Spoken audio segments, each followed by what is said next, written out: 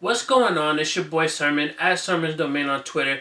Jeezy has released Trap or Die 3, which is serving as the final installment in the Trap or Die series. When Jeezy first announced Trap or Die 3, I instantly felt like he was using familiarity to build a buzz.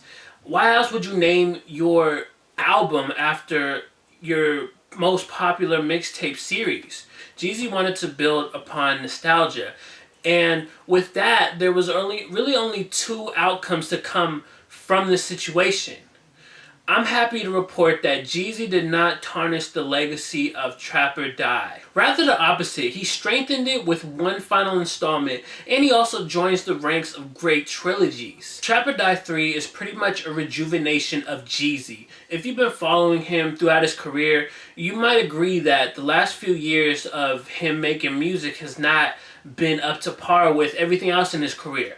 You had the West Coast Jeezy saga where he was over DJ Mustard Beats and rapping with YG, and it didn't work out. Then you had Church in These Streets where he was trying something different, and it wasn't a bad album, but I feel like it really wasn't too memorable as far as like Jeezy's entire catalog goes. From the moment Shawty Red's voice kicks off the album, I just had a good feeling. In the Air sets the tone as another strong intro where Jeezy is reflecting upon his life in the streets and making the transition into the rap game. He talks mostly about how Puff Daddy gave him the shot, the opportunity to be in Boys in the Hood. And he also mentions Def Jam 2.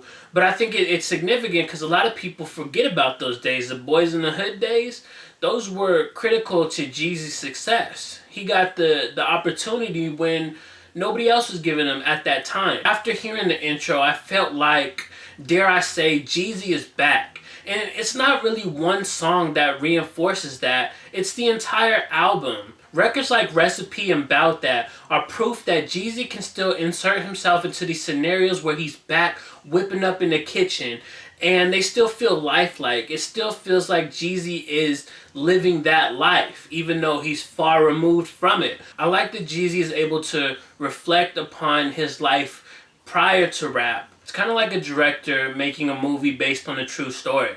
That's what Jeezy does when he gets on these records. On Recipe, he raps, "They say I'm paranoid, I'm trusting no one. That nigga Bobby tried to set me up in '01. Saw the red and blue lights, I had a hard 9. Thought I had a heart attack, but hey, my heart fine." The album ends with Never Settle, and to me it feels like a true ending to the series. As I've been saying, Trap or Die 3 is the final installment. I seen Karen Civil, who works close with Jeezy, she said that, so I'm going off of what she said. If you can sum up the entire Trap or Die series with one song, I feel like Never Settle would be just that. It's the principle that Jeezy's based his entire career on, the whole Trap or Die series. You should never settle for less than what you want, need, or deserve. And I think Jeezy is telling you that with this final song. This album to me is so good because it feels authentic. And it reminds me a lot of the first one. Like, the first one, it meant Jeezy was going to make that leap into the rap game, into stardom. And the second one was kind of like a victory lap. I'm celebrating, here I am. And then the third one is a rejuvenation of Jeezy. The third installment is him renewing his passion in rap. He links up with the people who have been around, who are going to give him the best of the best when it comes to this project. People like Shawty Red, like D-Rich. You got guest features from Yo Gotti, Lil Wayne. Speaking of Yo Gotti, his verse on Where It's At is one of the best examples of comparing and contrasting the rap and dope games. You have so many street rappers that have came out and said, hey, the rap game is like the dope game, or the rap game and the dope game are not anything alike. It's crazy how many times you've heard that. And Yo Gotti kind of breaks it down. He maps out how there's no loyalty in either field, and also kind of explains the differences in payments. He says, but we pay your ass in work, not no royalties. You know, you don't get royalties for moving kilos. So there's like that big difference. And I thought it was a good verse from him. He said if the rap game was like the dope game, he'd be L.A. Reid. So I think Yo Gotti being on this project was one of my favorite guest features, next to Bankroll Fresh on All There. I've said it in a couple videos, that collaboration just feels like it works. It feels very authentic. Like, even though the song was conceived long after Bankroll passed away earlier this year, it still feels so close to like a true collaboration. It's very eerie how they go back and forth, and just how flawless that record is. I've been praising that record, and I'm going to praise that record as one of my favorites off of this tape. How many rappers have to turn you down for a feature before you go and work with Plies? Seriously, I don't feel like him and Jeezy really had too much chemistry. Lose My Mind is just, it's a good song, but Plies' verse to me is just not that good. And on top of that, with this new verse on Sexy, it's like, what was Plies going for? Because the quality of it is awful. Where did he record this? Did he even have access to like a professional studio? Or did he just walk into the booth and step all the way to the wall and just yell his verse into the mic? I don't understand why the quality sounds so bad here. It's so poor. And Jeezy didn't even bother to say, hey, what's up with this quality? I mean, I get it. It might work for some people. And just on a little bit, I'll give him credit for. The verse wasn't bad. I think if you're listening to Plies and you watch his videos and stuff, you pretty much get exactly what you'd expect from the videos in song form.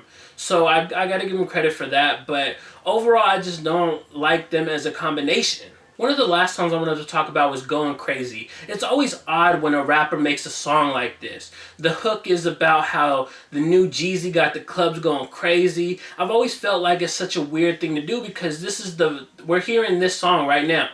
This is the new song that's supposed to be going crazy in the clubs, and we're hearing it for the first time, so essentially it's not really doing that. It's kind of like when I was listening to Views earlier this year, and Drake said Views is already a classic, and I'm only on my first listen. I'm thinking, like, what? You know the Waka Flocka meme where he goes, where he has that face and caption that goes, okay?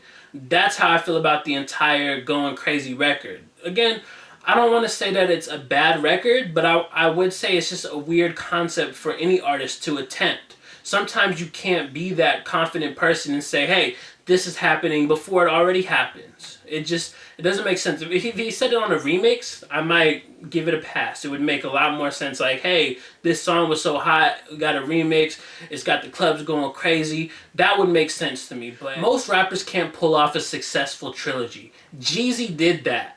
He will go down in history for being able to do this. His discography is really great, and I think Trap or Die 3 continues to add to that. He has plans for another album this year titled Snow Season, but we've heard rappers say, hey, I'm about to drop a second album this year, and with only 2 months left, can we honestly really believe Jeezy's going to drop another album?